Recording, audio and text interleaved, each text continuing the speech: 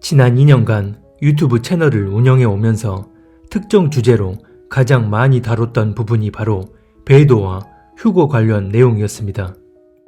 그 중에서도 특히 휴거에 대해선 하나님께서 분명하게 말씀해 주시고 또 성경을 통해 조명해 주셨기에 더 이상 의심할 수가 없는 부분이었습니다. 이미 여러 영상들을 통해 휴거가 총 2번 일어난다는 것을 말씀드렸고, 이 2번의 휴거에 대해 성경에 감춰져 있는 예표가 무엇이었는지도 충분히 말씀을 드린 바 있습니다. 아직 못 보신 분들은 오른쪽 상단에 추천 영상을 클릭하셔서 꼭 보시기 바랍니다. 우리가 다 아는 것처럼 휴거의 대표적인 예표라 할 수 있는 인물은 바로 에녹인데, 에녹은 그 자체로 휴거를 상징하는 인물입니다.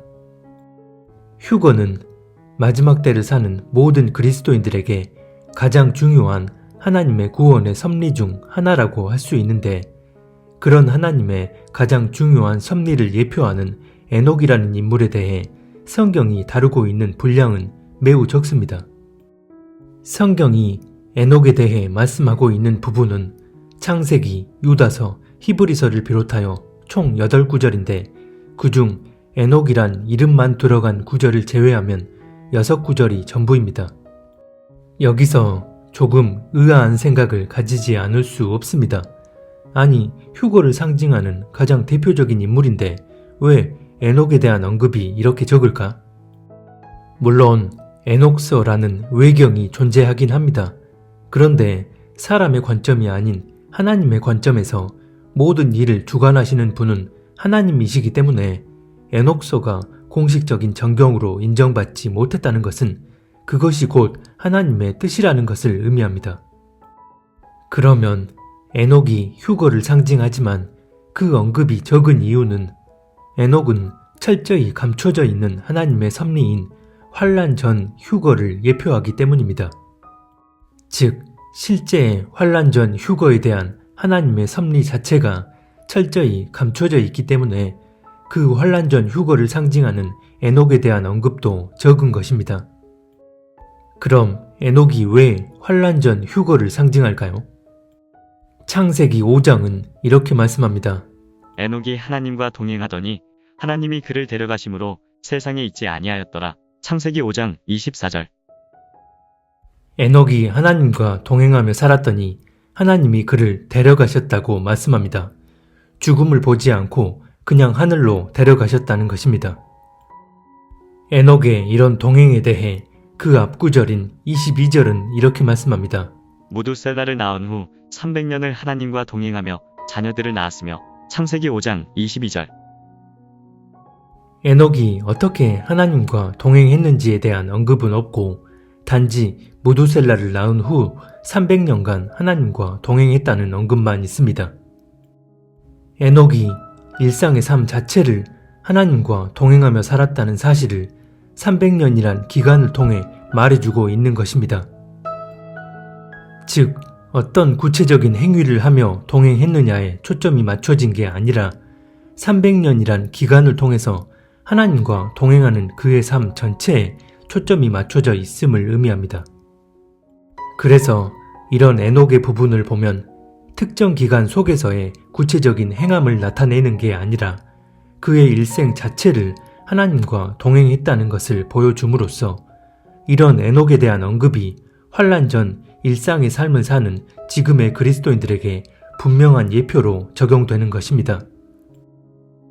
반면 노아도 하나님과 동행했다고 말씀하고 있는데 에녹처럼 그의 삶 전체를 내포하는 의미가 아니라 특정 기간과 상황 속에서의 구체적인 행위를 통해 하나님과 동행하는 사람이었음을 말씀합니다. 즉, 하나님 말씀에 순종하여 방주를 만드는 일이었습니다. 너는 고페르나무로 너를 위하여 방주를 만들되 그 안에 칸들을 막고 역청을 그 안팎에 칠하라. 창세기 6장 14절. 이처럼 노아는 구체적인 행함을 통해 하나님과 동행했음을 말씀합니다.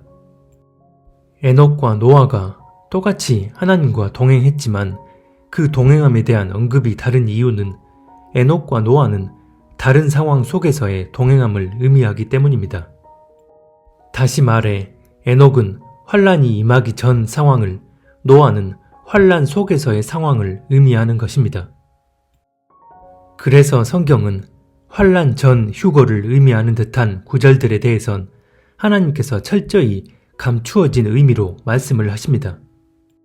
마태복음 24장 44절에 보면 생각하지 않은 때에 인자가 오리라고 말씀합니다. 그리고 50절에 보면 생각하지 않은 날 알지 못하는 시각에 그 종의 주인이 이른다고 말씀합니다. 여기서 만약 환란에 들어간 상황이라면 생각하지 않은 때에 오신다는 의미가 성립될 수 없습니다. 왜냐하면 성경은 이미 적그리스도가 한 일회의 언약을 맺음으로써 환란이 시작된다는 것을 말씀하고 있고 그 시점에 제3성전도 함께 세워져 있어야 하기 때문입니다. 무엇보다 환란은 말 그대로 환란이기 때문에 우리가 살던 일상의 삶을 그대로 이어나갈 수 있는 그런 때가 아닙니다. 이를 증명하는 구절이 그 앞 구절인 40절과 41절에 보면 나옵니다. 그때 두 사람이 밭에 있음에 한 사람은 데려가고 한 사람은 버려둠을 당할 것이요 두 여자가 맷돌질을 하고 있음에 한 사람은 데려가고 한 사람은 버려둠을 당할 것이니라. 마태복음 24장 40절로 41절. 여기서 두 사람 중 한 명이라고 하니까 아주 단순하게 50%가 휴거된다 생각하는 분들은 없을 거라 믿고 계속 말씀드리겠습니다. 어떤 분들은 환란에 들어갔어도 얼마 동안은 이런 일을 할 수도 있다고 주장할 수 있지만 두 사람이 밭에 있다는 의미와 두 여자가 맷돌질을 한다는 의미를 한번 생각해 보시기 바랍니다. 왜 주님이 이렇게 표현하셨는지를. 하나님의 본체이신 예수님은 하나님이 정하신 70일의 중 69일회가 끝나고 마지막 한 일회가 시작됨으로써 벌어질 환란에 대해 누구보다 잘 알고 계십니다. 그런 예수님께서 밭에서 농사일을 하고 있을 때, 부엌에서 맷돌을 갈고 있을 때 둘 중 하나를 데려가신다고 하신 이유는 이 일들이 마지막 한 일회가 시작되기 전 우리가 일상의 삶을 이어가고 있는 가운데 일어나게 된다는 것을 말씀하신 것입니다. 즉, 그들이 생각하지 않은 때에 오신다는 말은 환란 전 아직 일상의 삶이 유지되는 그때에 임하신다는 의미입니다.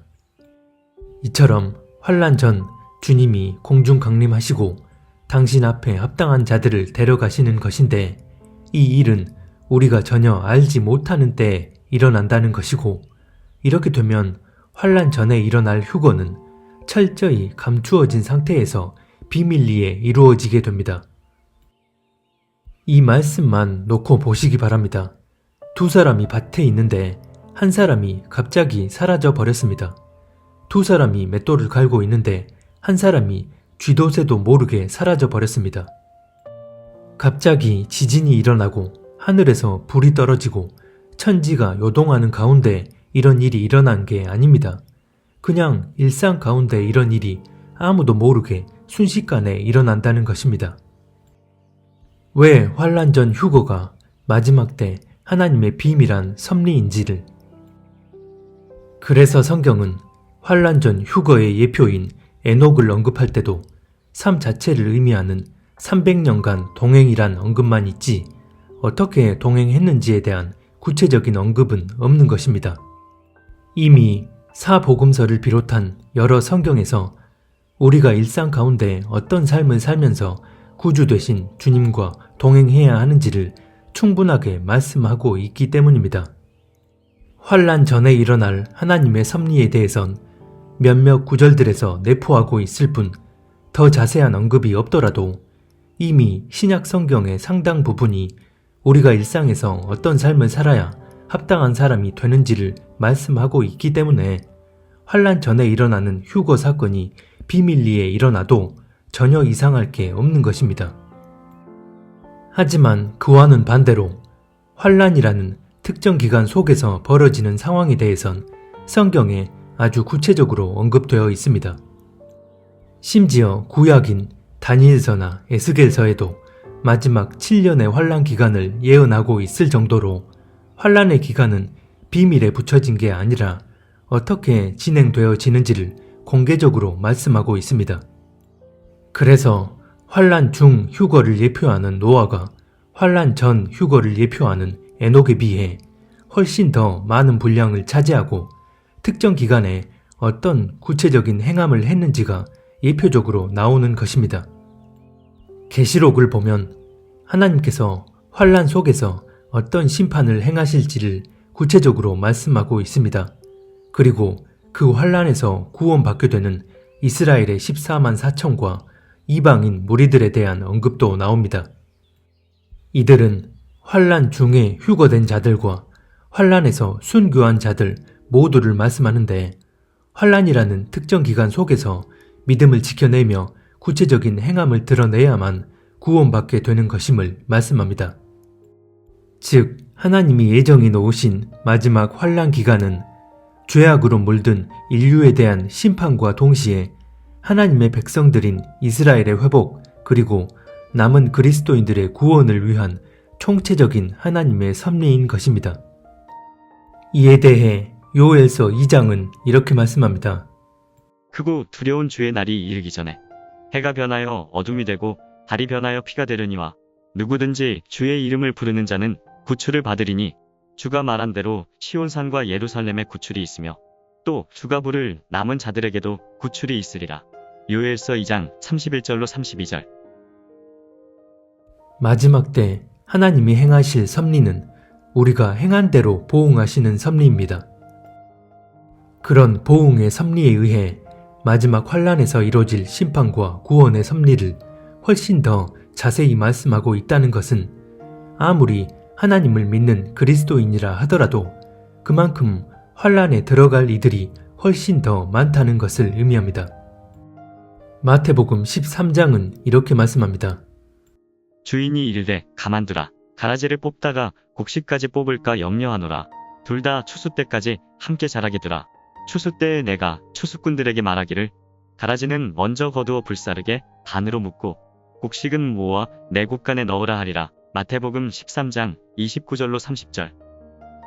여기서 보면 알곡과 가라지가 추수 때까지 함께 자라도록 두신다고 말씀하는데 이것을 환란이 임하기 전 우리 일상의 삶을 사는 때를 의미한다기보다 마지막 환란에 함께 거하고 있다는 의미로 해석할 수 있습니다.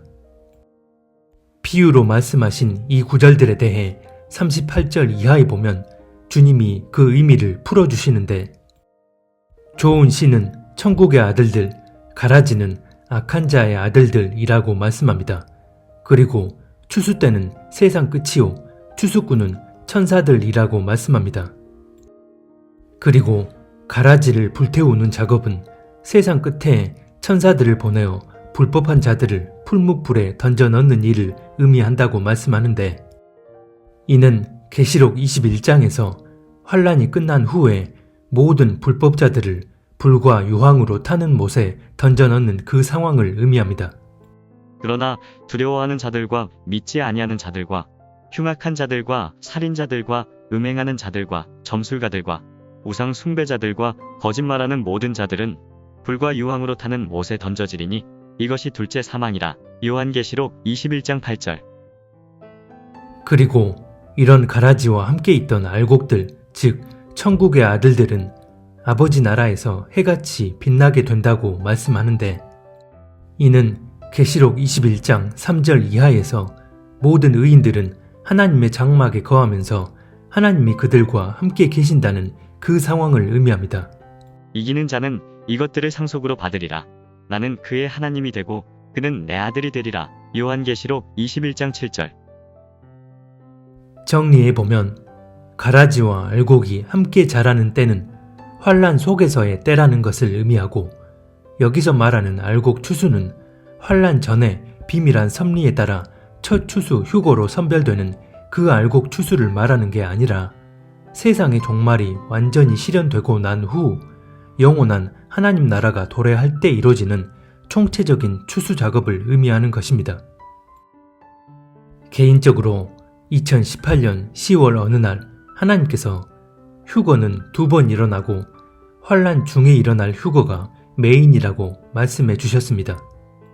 이는 다시 말해 환란에 들어갈 그리스도인들의 수가 압도적으로 많기 때문이고, 그래서 성경은 환란 전 휴거에 대한 하나님의 섭리는 철저히 비밀리에 일어남을 말씀하는 것에 반해 환란 속에서의 상황에 대해선 비교적 구체적으로 말씀하고 있는 것입니다. 데살로니가 후서 2장에도 보면 환란 중에 성도들의 휴거가 일어난 후 불법의 아들이 그 정체를 드러낸다는 것을 공개적으로 말씀하고 있습니다. 이렇게 되면 마지막 환란이 임박한 때를 사는 지금 하나님이 말씀하시고 역사하시는 섭리는 환란 전에 휴거될 자들에게 초점이 맞춰지는 게 아니라 환란을 맞이할 자들에게 초점이 맞춰질 수밖에 없습니다. 환란 전에 휴거될 자들은 삶 자체를 주님과 동행하며 살았기 때문에 그 시점이 거의 끝나가는 지금 이미 가려져 있는 상태라고 볼 수 있습니다. 에녹처럼 삶 자체를 하나님과 동행함으로써 주님 앞에 그 합당함을 증명해 보였기 때문입니다. 분명한 사실은 대대적인 배도가 일어나는 상황에서 그런 배도한 교회를 나와 구별되어 개인적인 삶에서도 하나님과 동행하며 거룩함을 지켜내는 자들이 첫 추수의 신부가 될 것입니다. 그렇게 영적으로 또 육적으로 거룩히 구별된 소수의 사람들은 전혀 알지 못하는 시각에 비밀리에 첫 추수로 휴거되어 주님 앞에 서게 될 것입니다. 물론 이런 사람들이 누가 될지는 오직 주님만이 아십니다. 그래서 환란이 임박한 이 시점에 하나님이 초점을 맞추고 계시는 섭리는 말씀에 그대로 기록되어 있는 것처럼 환란 속에 들어갈 자들에 대한 섭리이고, 환란 속에서 어떤 일들이 펼쳐질지를 가늠하는 일들이 환란이 임박한 지금부터 서서히 드러나고 있는 것입니다. 하나님은 환란에 남게 될 그리스도인들을 향해 지금부터 어떤 믿음으로 환란을 이겨내야 하는지를 말씀하고 계십니다. 2020년이 시작되자마자 코에서 나오는 전염병이라고 하는 전 인류가 한 번도 경험하지 못한 일을 겪게 하시고, 우리의 유전 형질을 변형시키는 악한 주사를 강제적으로 접종케 하려는 이들이 어떻게 사람들을 통제 사회로 이끌어 갈지를 지금부터 드러나게 하심으로써 환란 속에 거해야 할 이들을 향해 하나님은 계속해서 말씀하고 계십니다. 물론 아직 본격적인 환란이 임하지 않았고 첫 추수 휴거가 이루어지지 않은 시점엔 하나님께서 그에 맞는 섭리도 병행하십니다. 그래서 저 같은 경우 하나님께서 말씀해 주시고 열어주셔서 전하게 하신 부분이 바로 휴거에 대한 부분과 배도에서 구별되는 문제였습니다. 즉, 휴거가 언제 몇 번 일어남으로 인해 하나님의 섭리가 그에 맞게 일어나게 됨을 전하게 하신 것이고, 환란이 임하지 않은 지금 왜 배도에서 거룩히 구별돼야 하는지를 전하게 하신 것입니다. 저에게는 철저히 환란 전에 구별되어 하나님 앞에 알곡으로 첫 추수될 사람들을 향한 구원의 경륜을 전하게 하신 것입니다. 그렇지만 앞에서 계속 얘기한 것처럼 마지막 환란이 임박한 지금 하나님이 가장 중점적으로 역사하시는 섭리는 환란 속 상황에 놓이게 될 사람들입니다. 마태복음 24장과 마가복음 13장, 누가복음 21장에 보면 예수님께서 마지막 환란에 벌어질 일들에 대해 말씀하시는데, 마태복음 24장을 놓고 보면 4절부터 31절까지가 환란 속에서 차례로 벌어질 일들입니다. 환란 속에서 여러 재난들이 시작이 되고 환란 중간쯤에 천국 복음이 온 세상에 전파될 때 비로소 끝이 임한다고 말씀합니다. 이 천국 복음이 모든 민족에게 증언되기 위하여 온 세상에 전파되리니 그제야 끝이 오리라. 마태복음 24장 14절. 그런데 환란 중에 전파되는 이 복음에 대해 계시록 14장은 이렇게 말씀합니다. 또 내가 보니 다른 천사가 하늘 한가운데로 날아가는데 그가 땅에 거하는 자들 곧 모든 민족과 족속과 언어와 백성에게 선포할 영존하는 복음을 가졌더라. 요한계시록 14장 6절. 여기서 보면 천사가 직접 복음을 선포하는 것처럼 나와 있는데 실상은 사람들을 통해 선포하게 되는 것을 의미합니다. 계시록 9장 15절에 보면 천사가 사람 3분의 1을 죽이기로 준비된 자들이라고 나오지만 실제로 사람 3분의 1을 죽이는 이들은 천사가 아닌 2만만의 군대라고 말씀하는 것을 보면 알 수 있습니다. 즉 천사가 사람들에게 영적인 능력을 더해 줌으로써 환란 속에서 모든 민족과 족속들에게 전해지는 복음이 완성되는 것을 의미합니다. 어떤 분들은 마태복음에서 말하는 복음과 계시록에서 말하는 복음이 다르다고 해석하는 경우도 있지만 환란 중에 전해지고 완성되는 복음이기에 저는 같은 복음으로 봅니다. 그런데 또 어떤 분들은 이런 전무후무한 환란 속에서 사람을 통해 복음이 전해질 수 있을까 하는 의구심을 가질 수도 있습니다. 사람의 관점이 아닌 하나님의 관점으로 바라보아야 합니다. 성경에 이런 일이 기록되어 있다는 것은 전능하신 하나님이 작정하시고 이 일을 행하시겠다는 것을 의미합니다. 그래서 아무리 전무후무한 환란일지라도 하나님이 하고자 하시는 대로 반드시 진행되어지는 것입니다. 이처럼 환란 속에서도 구원에 대한 하나님의 경륜이 이어지기 때문에 이 마지막 복음 전파의 사명을 감당할 사람들이 환란 속에 존재하는 것이고, 저는 개인적으로 이들 가운데 세계 각지의 디아스포라로 흩어진 대한민국 그리스도인들이 그 중추적인 사명을 감당할 것으로 보입니다. 대한민국은 이미 건국 당시부터 교회가 언약의 당사자로서 국가적 차원의 언약을 맺고 국가적 차원에서 마지막 때 복음 전파의 사명을 감당하기로 예정되어 있었습니다. 하지만 교회가 하나님을 배도함으로 인해 국가적 차원의 언약은 파기되어 버렸습니다. 그러나 하나님은 여전히 이 땅의 그리스도인들이 그 사명을 이어가기 위한 언약의 기반을 완전히 거두진 않으셨다고 봅니다. 그래서 때에 맞는 하나님의 섭리는 환란 속에서 한국의 그리스도인들이 디아스포라로 흩어져 마지막 복음 전파의 사명을 감당케 하시는 것이 감추어진 구원의 섭리와는 별개로 환란 속에서 행하실 하나님의 섭리일 수 있습니다. 교회가 배도함으로 국가적 언약이 파기된 상태에서 개별적 차원의 성도들이 그루터기가 되어 환란 속에서 그 사명의 바톤을 이어받게 되는 것입니다. 마지막 때 하나님이 행하시는 섭리 중 하나가 바로 사명의 바톤 터치인데, 마지막 환란 속에서 이들이 복음 완성을 위한 마지막 주자들이 되는 것입니다.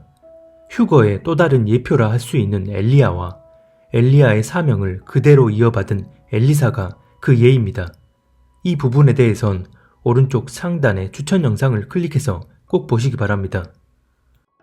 그런데 또 어떤 분들은 하나님이 정말 공평하신 분이라면 환란 전에 복음 전파가 다 마무리됨으로써 모든 사람들에게 환란 전에 휴거될 기회를 주셔야 하는 게 맞지 않나? 라고 생각할 수 있습니다. 하나님의 계획과 뜻은 우리 인간이 감히 다 헤아릴 수 없습니다. 간단한 예를 하나 들어보면 80평생을 도박과 불륜을 저지르고 아내와 자식들을 괴롭히면서 더 나아가 예수 믿는 이들을 핍박하며 살아온 B라는 노인이 있습니다. 그런 그가 병들어 죽기 며칠 전에 자기가 지은 모든 죄를 다 회개하고 예수님을 영접한 후 죽게 되었습니다. 그가 비록 살아온 시절 죄가 아무리 많았더라도 진심으로 회개하고 주님을 영접했다면 그는 우편 강도처럼 주님의 나라에 거하게 됩니다. 반면 부모님 말씀 잘 듣고 착한 심성을 가진 18살 C군이 있습니다. 하지만 이 학생은 예수님을 믿지 않는 불신자입니다. 그런데 어느 날 길을 건너다 교통사고로 죽게 됩니다. 비록 18년간의 짧은 생이었지만 이 학생은 예수님을 믿지 않았기에 지옥에 가게 됩니다. 간단한 예를 들은 거지만 우리 현실에서 충분히 찾아볼 수 있는 예입니다. 이 두 케이스를 사람의 기준과 관점으로 보면 하나님이 전혀 공평해 보이지 않습니다. 80평생 타락한 삶을 실컷 살다가 막판에 구원받은 B라는 노인에겐 너무나 과도한 하나님의 자비가 허용된 것 같지만 18살 C라는 학생에겐 하나님의 자비가 일절 허용되지 않은 것처럼 보입니다. 그래서 하나님의 뜻과 기준은 우리가 다 헤아릴 수 없는 것입니다. 성경 속 인물들을 살펴보더라도 하나님 말씀을 대언하던 많은 선지자들 가운데 모세나 사무엘 같은 선지자는 자기 연수가 다해서 하나님 나라로 갔지만 엘리야는 죽음을 보지 않고 그냥 하늘로 데려가십니다. 반면 이사야 선지자는 자기 연수가 다해서 죽은 것도 아니요, 죽음을 보지 않고 하늘로 데려가신 것도 아니요, 톱으로 몸이 썰리는 끔찍한 죽음으로 순교를 당합니다. 이사야가 다른 선지자들보다 뭘 특별히 잘못해서 그런 순교를 당한 게 아닙니다. 하지만 하나님은 엘리야는 그냥 데려가시고 이사야는 끔찍한 순교를 당하도록 허락하셨습니다. 이처럼 우리가 헤아릴 수 있는 하나님의 뜻이 있는가 하면 우리가 헤아릴 수 없는 하나님의 뜻이 있습니다. 마지막 때에도 마찬가지로 하나님은 타락한 세상을 심판하기 위한 마지막 환난 심판을 계획해 놓으셨지만 그 속에서 당신의 뜻을 받들어 마지막 사명을 감당할 이들과 그들을 향한 구원의 계획까지 세세하게 예정해 놓으셨습니다. 분명한 것은 환난에 남겨질 크리스찬들이 모두 다 세상과 버타며 살던 타락한 그리스도인들이 아니라는 것입니다. 그 가운데는 하나님을 위한 열심으로 신앙생활을 하고 사역을 하며 일생을 보낸 이들도 많을 것입니다. 하지만 외적인 모양과 상관없이 하나님의 마음에 합한 사람이 누구인지는 오직 하나님만 아시고 그렇게 하나님 마음에 합한 사람만이 하나님과 실제적으로 동행할 수 있는 것입니다. 그리고 그런 사람들이 감추어진 하나님의 구원의 섭리, 즉 첫 추수로 휴거되어 주님 앞에 서게 될 것입니다. 하지만 환난 속에서도 하나님은 더욱 세세하게 당신의 일을 행하실 것이고 남은 자들을 통한 마지막 구원의 경륜을 이루어 가실 것입니다. 성경에 예언된 마지막 환난은 노아의 홍수나 소돔과 고모라 심판처럼 단기간에 하나님이 일방적으로 심판을 쏟으시고 끝내는 차원이 아닙니다. 전무후무한 환난이지만 왜 하나님이 7년이라는 긴 기간을 환난의 때로 정해 놓으셨는지를, 그리고 왜 예수님의 초림의 때보다 재림의 때에 관한 예언이 더 많은지에 대해 본질적으로 이해할 수 있어야 합니다. 그만큼 이 기간을 전후로 하나님이 역사하실 구원과 심판의 섭리가 세세하게 진행되어지기 때문입니다. 그리고 이 환난 기간이 끝나고 나면 영원한 하나님 나라가 실제로 우리 앞에 도래할 것이기 때문입니다. 하나님께서 너의 백성과 거룩한 도성에 70일의 기한을 정하셨다. 이 기간이 지나가야 반역이 그치고 죄가 끝나고 속죄가 이루어지고 하나님이 영원한 의를 세우시고 환상에서 보이신 것과 예언의 말씀을 이루시고 가장 거룩한 곳에 기름을 부으며 거룩하게 구별하실 것이다. 다니엘서 9장 24절. 그래서 앞서 잠깐 얘기한 것처럼 코에서 나오는 전염병 사태를 계기로 곧 일어날 환난 속에서 어떤 일들이 본격적으로 가동될 것인지에 대해 이미 하나님께서 드러내 주심으로 그 상황을 본격적으로 맞이해야 할 대부분의 그리스도인들에게 지금부터 깨닫게 하시고 말씀하고 계시는 것입니다. 하지만 믿는다고 하면서도 지금 서서히 드러나는 이 환난의 전조가 어떤 상황으로 이어지게 될지를 깨닫지 못한다는 것은 주님과 온전히 동행하고 있지 않다는 것을 의미하고, 이렇게 되면 생각하지 않은 때에 오실 주님을 신랑으로 맞이하지 못하고 환난에 그대로 남겨지게 될 것입니다. 그 정확한 날과 시는 알 수 없으나 거룩히 구별되어 주님과 동행하던 이들에 대한 감추어진 섭리가 이행되고 난 후 이제 그 대대적인 환난의 타이밍이 도래하기 때문입니다. 휴거가 언제 일어날지, 마지막 때 무슨 일이 일어날지를 지식적으로 아무리 잘 알고 있다고 해도 살아 역사하시는 하나님의 마음과 뜻을 헤아리고 그분과 실제적으로 동행하는 삶을 살지 못한다면 아무런 의미가 없습니다. 그래서 제가 휴거에 대해 이런 메시지를 전하는 것도 단지 휴거에 대한 지식을 전하고자 하는 게 아니라 하나님이 역사하시는 때에 맞는 섭리를 온전히 헤아려서 우리의 초점을 더욱 주님께 맞추도록 하기 위함입니다. 마태복음 16장 3절에 보면 예수님께서 너희가 육안으로 보이는 날씨는 분별할 줄 알면서 어찌하여 시대의 징조는 분별하지 못하느냐고 말씀합니다. 눈에 보이는 육적인 현실이 아니라 시대적 현실을 영적으로 분별하는 것이 그만큼 중요하다는 것이고, 이런 시대적 현실을 말씀 안에서 잘 분별해야 때에 맞는 하나님의 섭리를 깨닫고 하나님의 뜻대로 동행할 수 있기 때문입니다.